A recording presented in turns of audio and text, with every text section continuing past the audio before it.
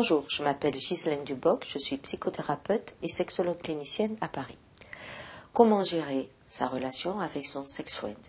La qualification de cette relation est toute nouvelle dans notre société, où pour la première fois, on sépare vraiment la relation sexuelle à la relation amoureuse. Le sex-friend est carrément noté comme un objet sexuel, une relation où on ne tient absolument pas à avoir des sentiments et même des discussions. J'entends souvent des expressions comme c'est hygiénique, ça me fait du bien, j'en ai besoin, c'est nécessaire, comme si j'allais me laver les dents, je vais faire du sport, etc. La gestion de cette relation laisse supposer que la personne qui veut vivre ce type de relation souhaite contrôler tout dans sa vie. Aucun engagement, aucun affect.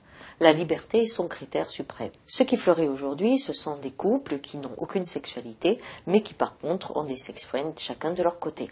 Cela est dans le vent puisque la pratique sexuelle est apparentée de plus en plus à un sport et à un besoin hygiénique. Les difficultés apparaissent quand la relation purement sexuelle risque d'évoluer vers une relation de personne à personne. Là, le problème apparaît.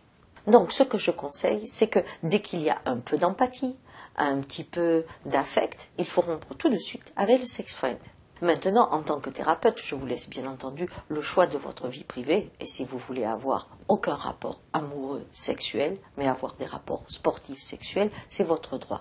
Mais vous pouvez vous poser la question, dans ce type de relation, quelle est votre peur de la relation à l'autre, que votre besoin de contrôler peut peut-être vous assurer un futur un peu difficile, et que ça mériterait d'être sûr que c'est un choix bien raisonnable pour votre vie.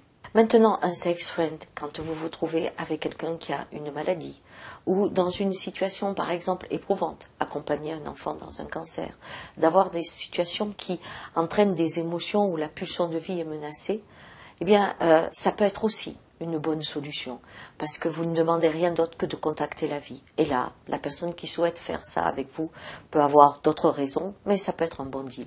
En conclusion, 2 petites astuces. Si vous avez décidé d'avoir une vie sexuelle séparée de toute relation amoureuse ou affective, eh bien, dès que le contrat change et que vous avez un petit peu de sentiment ou envie de parler avec votre partenaire, stoppez.